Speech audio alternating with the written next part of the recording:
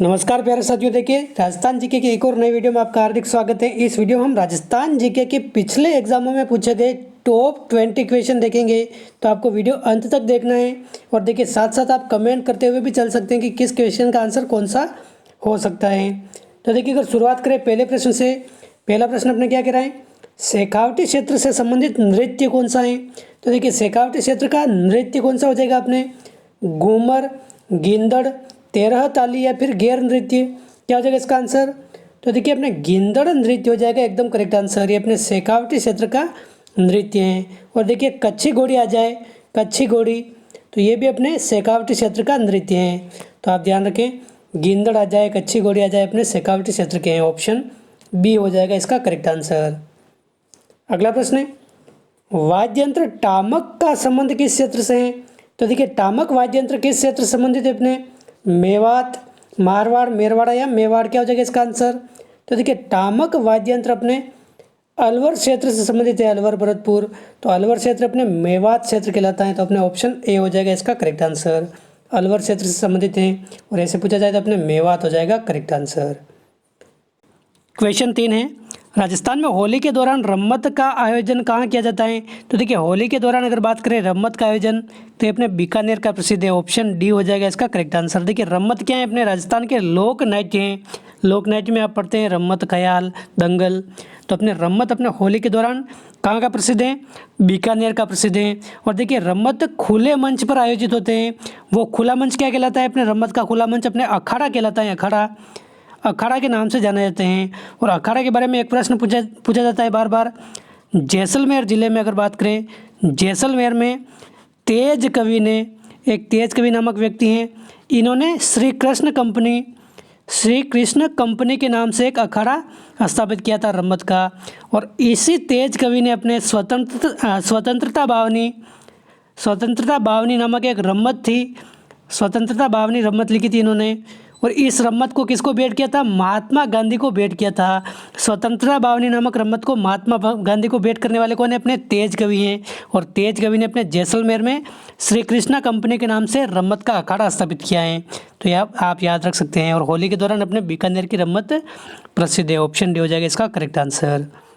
अगला प्रश्न है, किस राजपूत शासक को विषम घाटी पंचानन की उपाधि प्रदान की गई है। तो देखिए विषम घाटी पंचानन अपने किसे कहा जाता है, राणा हमीर को कहा जाता है।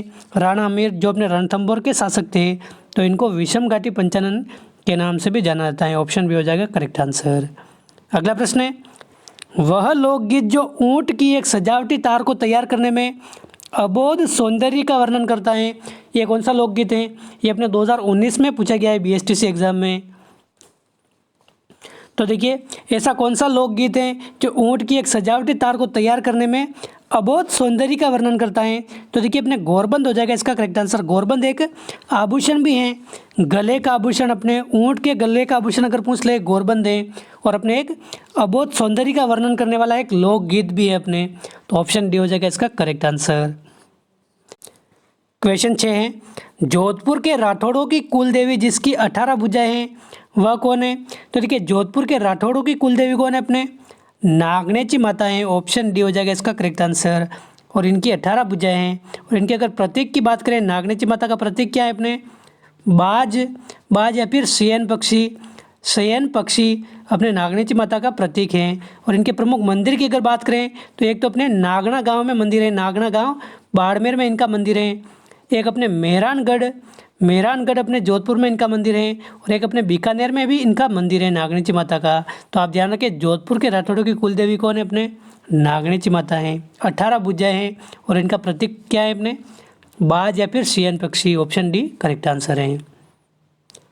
अगला प्रश्न है, लकवाग्रस्त रोगियों की देवी किसे कहा जाता है। तो देखिए लकवाग्रस्त रोगियों की देवी आवरी माता, बडली माता, महामाया माता या फिर कालिका माता, क्या हो जाएगा इसका आंसर। तो देखिए अपने लकवाग्रस्त रोगियों की कुल देवी किसे कहा जाता है, देवी अपने आवरी माता को कहा जाता है। ऑप्शन ए हो जाएगा इसका करेक्ट आंसर। इनका मंदिर अपने कहाँ है, चित्तौड़गढ़ में भी अगर पूछा जाए कहाँ है, अपने निकुंभ चित्तौड़गढ़ में अपने आवरी माता का मंदिर स्थित है। ऑप्शन ए हो जाएगा इसका करेक्ट आंसर। और देखिए बडली माता का मंदिर भी कहाँ है, अपने बडली माता का मंदिर भी अपने अगर पूछा जाए तो अपने आकोला चित्तौड़गढ़ में है, आकोला चित्तौड़गढ़ में बेड़च नदी के किनारे, बेड़च नदी के किनारे। और कालिका माता का मंदिर भी अपने कहाँ है, ये भी अपने चित्तौड़गढ़ दुर्ग में स्थित है कालिका माता का मंदिर। मूल रूप से ये क्या था अपने कालिका माता का मंदिर, ये मूल रूप से अगर देखा जाए तो सूर्य मंदिर था और वर्तमान में अपने कालिका माता का मंदिर के नाम से प्रसिद्ध है। ऑप्शन ए हो जाएगा इसका आंसर आवरी माता। लकवाग्रस्त रोगियों की देवी अपने आवरी माता है। अगला प्रश्न है, भगवान शिव को समर्पित सिवाड़ के मेले का आयोजन कहाँ होता है। तो देखिए सिवाड़ का मेला अपने सवाई माधोपुर में पड़ता है। ऑप्शन बी हो जाएगा इसका करेक्ट आंसर। सिवाड़ का मेला अपने सवाई माधोपुर में पड़ता है। अगला प्रश्न है, निम्नलिखित में से कौन सी बनास की सहायक नदी नहीं है। तो देखिए बनास नदी की सहायक नदी कौन सी नहीं है अपने, बेड़च, कोठारी, मोरेल या बाणगंगा। तो देखिए बेड़च आ जाए, कोठारी आ जाए, मोरेल आ जाए, ये तीनों अपने क्या है, बनास की सहायक नदियाँ हैं। लेकिन देखिए बाणगंगा अपने बनास की सहायक नदी नहीं है, ये अपने यमुना की सहायक नदी है। बाणगंगा की अगर बात करें तो ये अपने बेराट की पहाड़ियों से निकलती है, बेराट की पहाड़ी से निकलती है अपने जयपुर से और यह यमुना में जाकर मिलती हैं। तो यमुना की सहायक नदी है अपने बाणगंगा, ये बनास की सहायक नदी नहीं है। तो ऑप्शन डी हो जाएगा इसका करेक्ट आंसर। ऑप्शन डी सही उत्तर है। अगला प्रश्न है, उत्तर पश्चिमी रेलवे के मुख्यालय जयपुर में 4 मंडल हैं, इनमें से कौन सा नहीं है। तो देखिए ये प्रश्न अपने पूछा गया है BSTC 2019 में। ये प्रश्न नहीं था, कौन सा प्रश्न था, प्रश्न ये था कि उत्तर पश्चिमी रेलवे का मुख्यालय जयपुर है, इसमें कितने मंडल हैं, ये प्रश्न पूछा गया। तो इसमें 4 मंडल है, आप ये ध्यान रखें। तो देखिए 4 मंडल कौन कौन से हैं। पहला अगर बात करें तो एक मंडल अपने जयपुर मंडल है, दूसरा अगर बात करें तो जोधपुर मंडल, तीसरा अगर बात करें तो बीकानेर मंडल और चौथा अगर बात करें तो अजमेर मंडल है, अजमेर मंडल। तो अपने उदयपुर मंडल इसमें नहीं है। ऑप्शन बी हो जाएगा इसका करेक्ट आंसर। आप ध्यान रखें उत्तर पश्चिमी रेलवे का मुख्यालय कहाँ है अपने जयपुर में है और इसमें 4 मंडल कौन कौन से हैं, जयपुर, जोधपुर, बीकानेर व अजमेर। ऑप्शन 2 हो जाएगा इसका करेक्ट आंसर। उदयपुर मंडल इसमें नहीं है। अगला प्रश्न है क्वेश्चन 11, प्रसिद्ध कोटा पत्थर किस प्रकार की सामग्री है। तो देखिए कोटा पत्थर अपने संगमरमर, ग्रेनाइट, भूसी या फिर चूना पत्थर। तो चूना पत्थर है अपने, कोटा पत्थर क्या है अपने चूना पत्थर है और विशेष तौर पर अपने कोटा जिले में मिलता है, इसलिए इसको कोटा पत्थर या फिर कोटा स्टोन के नाम से जानते हैं। और कोटा में भी अपने कहा रामगंज मंडी इसके लिए प्रसिद्ध है, कोटा स्टोन के लिए। तो आप ध्यान रख सकते हैं इसको, अपने ये चूना पत्थर है। अगला प्रश्न है, पार्वती किसकी सहायक नदी है। तो देखिए पार्वती नदी अगर बात करें तो ये अपने मध्य प्रदेश से निकलती है, मध्य प्रदेश की विंध्याचल पहाड़ियों से। तो अपने ये पार्वती अगर पूछा जाए तो ये अपने चंबल नदी की सहायक नदी है। ऑप्शन बी हो जाएगा इसका करेक्ट आंसर। पार्वती अपने मध्य प्रदेश से निकलती हैं और 12 जिले से अपने राजस्थान में प्रवेश करती हैं, 12 जिले से, और अपने चंबल नदी में मिल जाती है। ऑप्शन बी करेक्ट आंसर है। अगला प्रश्न है, माधव सागर बांध किस जिले में है। तो देखिए माधव सागर बांध अगर पूछा जाए तो अपने किस जिले में है, दौसा, जयपुर, अलवर या भरतपुर। तो दौसा जिले में अपने माधव सागर बांध है। ऑप्शन ए हो जाएगा इसका करेक्ट आंसर। और देखिए सारे प्रश्न पिछले एग्जामों में पूछे गए प्रश्न हैं, मन से एक भी प्रश्न नहीं बनाए मैंने, सभी प्रश्न पिछले एग्जामों के प्रश्न हैं। तो क्वेश्चन 14 क्या कह रहा है, किस जिले में नारायण सागर बांध स्थित है। तो देखिए नारायण सागर बांध अगर पूछा जाए तो अजमेर जिले का सबसे बड़ा बांध है अपने नारायण सागर बांध। इसका अगर बात करें तो खारी नदी पर यह बांध बना हुआ है, खारी नदी पर, और इसको अजमेर का समुद्र के नाम से भी जानते हैं।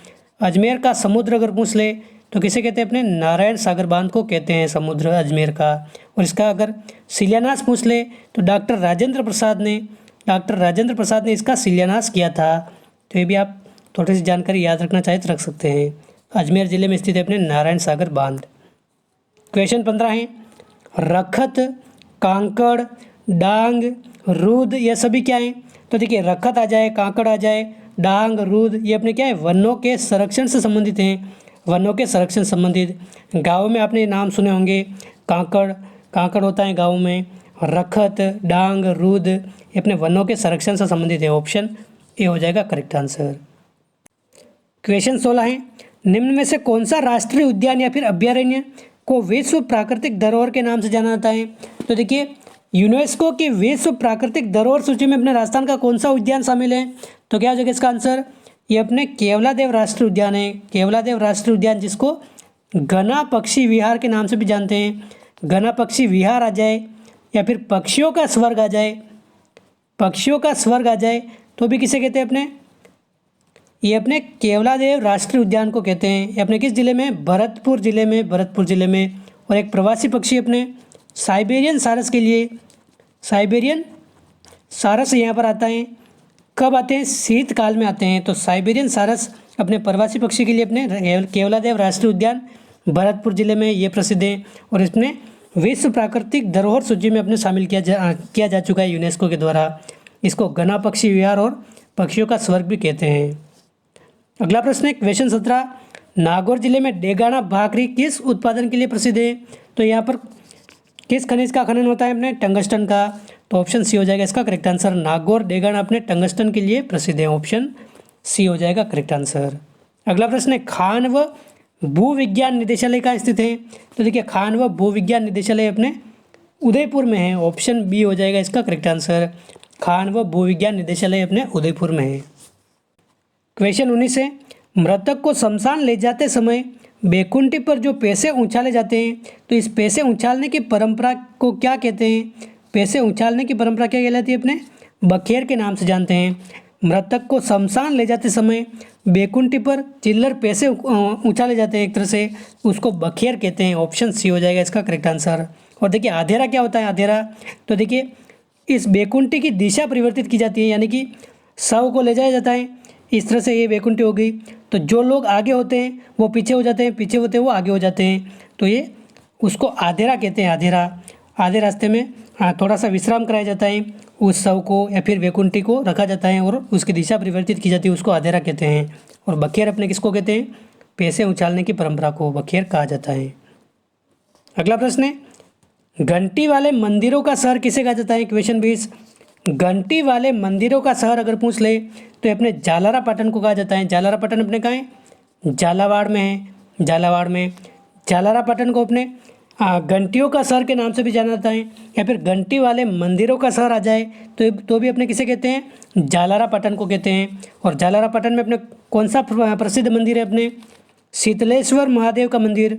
शीतलेश्वर महादेव का मंदिर अगर पूछा जाए तो ये कहाँ है, जालारा पाटन में। और अपने एकमात्र ऐसा मंदिर है, या फिर कह सकते हैं पहला ऐसा मंदिर है जहाँ पर तिथि भी अंकित है। 889 ईस्वी में ये मंदिर बना है, शीतलेश्वर महादेव का मंदिर।